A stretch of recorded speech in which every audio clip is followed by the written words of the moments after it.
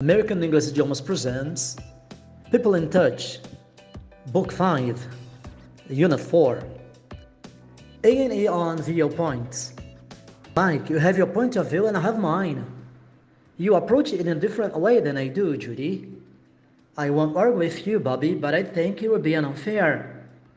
That's a liberal point of view, Mr. Geller. Josh seems to have strange ideas. Have you noticed it? I don't see any point in discussing the questions any further. What alternatives do you have, Mr. Turner? Everyone is entitled to his own opinion, Melanie. There are always two sides to everything, Bob. We have opposite views on this, Mag. Please forgive me. I didn't mean to start an argument, Miss Giller. Julie, I must know your opinion. Do you agree with me? What point are you trying to make? Joey, our views are not so far apart after all. You should be able to resolve our differences, Betty.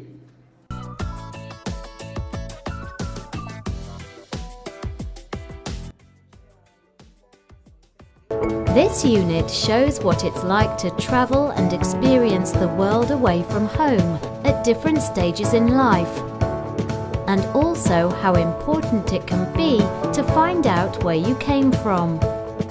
Listen to people who have experienced life away from their childhood homes and talking about what home means to them now.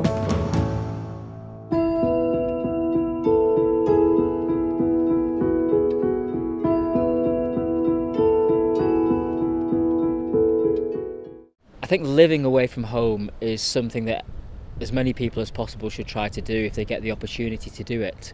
I've lived away from home in a number of countries, and I think it's probably the most rewarding and educational thing that I've done. And I think it's really improved me as a person in terms of my knowledge of how the world works, how people work. So yeah, I think it's a really important thing to do. So this is my first time being away from home, and I really feel like I'm like a bigger part of society now, kind of getting to see more of the world, like a little bit more of a cosmopolitan citizen. Like obviously it's quite difficult to adapt to living away from the family home, and the first couple of weeks it can be difficult settling in. Like I'm living with all my friends, like it's great to be able to have the freedom that you kind of don't really get at home. And yeah, like being able to kind of cook for yourself and stay up however late you want, kind of those like just little things makes a big difference. So yeah, I've really enjoyed living away from home actually.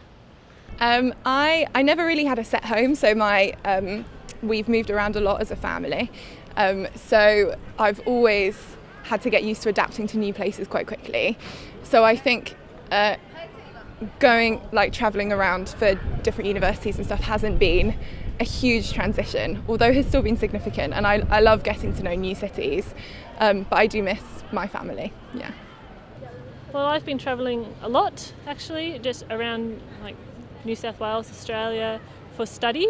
We were just saying before how we have to adapt when we are studying, so I've lived in Melbourne, I've lived in Armidale, which is rural New South Wales, I've lived in Lithgow, which is also a town in rural New South Wales.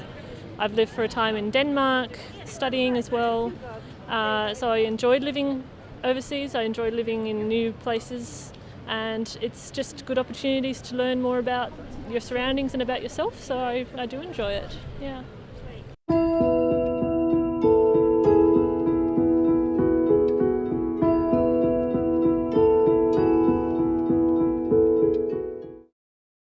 To me, at the moment, home means the place where I live, where all of my things are. When I was younger, it definitely meant my parents' house, no matter where I was living at the time. But now it's more of my own space and like a sense of ownership rather than being connected to other people. I think home means more about the people rather than the place, because it's difficult to identify with just one place. I think it changed because I moved home, so like my childhood home is in fact not where I live anymore. So I guess the meaning changed as the location changed. So I moved when I was about 14, so all the childhood memories that came with my old home kind of went with that house. So yeah, I don't really associate my current place of living with the kind of childhood memories of home or anything like that. So yeah, it's definitely for me specific to the location? Yes, it does. I didn't really think about my hometown being a good place or a bad place. It's just where I grew up, and now when you move to London you meet lots of people and you hear about lots of preconceptions of different areas, and so I now think of it as slightly more of a dead-end town than I did when I grew up there.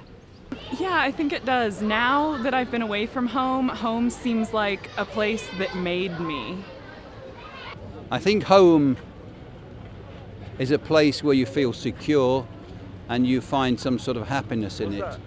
I was lucky in my life that I had that type of, or that family way of life with that love.